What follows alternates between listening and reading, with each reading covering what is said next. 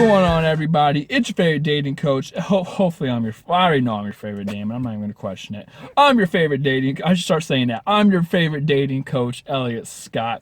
And today we're going to talk about a mama's boy. What to do, should you date him, so on. Is my hair? I can't even see my hair. So on and so forth, okay? And this is actually going to be a really short, simple video because this is what's going to happen. You're not going to date him, okay? I'm telling you right now, you're not going to date him.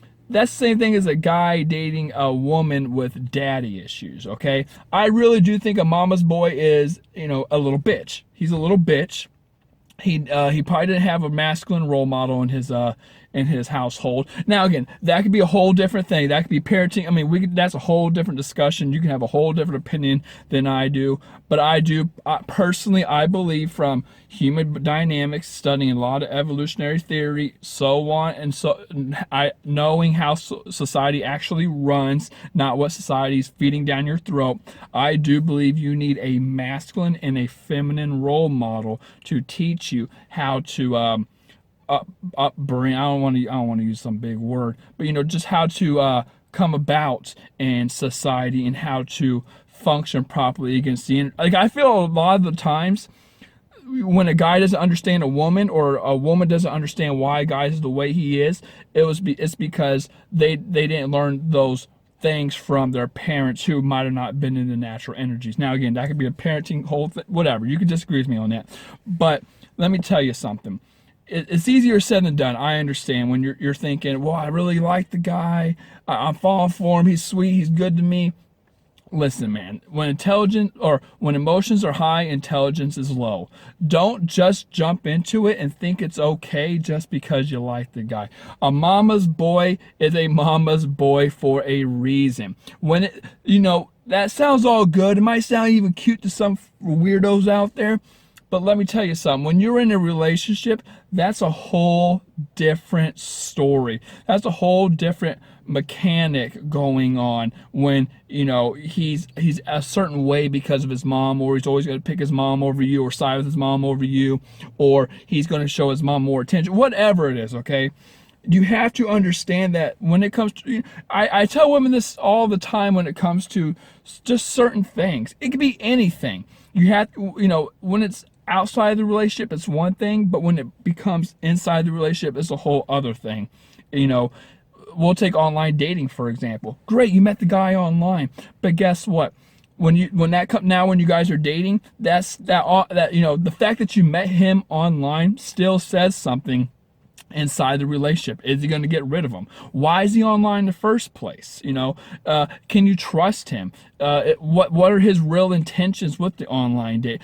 All these, it could be online dating, it could be mama's boy, it could be someone who had a really bad breakup and is looking to fill, whatever it is. When you take that thing and you put it in the relationship, it takes a whole new outlook, or a whole new meaning, a whole new thing, a whole new objective. Okay, so you have to think of that when you like this guy, no matter what it is. Okay, it doesn't have to be mama's boy, it can be anything. Whatever his red, I guess you can call it a red flag, whatever his red flag is, or whatever the outcome is on the outside of a relationship, when that comes into a relationship, it still matters, okay? It takes a whole new form. I know I'm beating a dead horse with this, but people don't understand. Again, here's another example. If a guy cheat on his girlfriend with you, what makes you think he's not going to cheat on you? Okay, so you have to understand when it comes to this mama boy thing, that's a serious issue. I mean, you might not think it's serious, but I'm talking about more than just masculine and feminine roles. I'm just talking about the psychology, like why he's that way. I always see that people who are mama boys or mama's boys, they have some insecurities or something like that. I think he's going to be the real clingy and needy type. And if you are someone who likes that, then that says something about you too. That means you're seeking validation. If you're, I know a lot of people, and I say about myself too. Sometimes I'll be like, I love a girl who's clingy, I love a girl who's needy and stuff like that. But I think the reason I say that is because I feel secure with I feel more secured if I knew that she was always like on me, wanting approval, wanting validation. That's because I don't have to go. You know what I mean? I would say that's an insecurity from my point of view, or from my perspective also. So you have to think about that.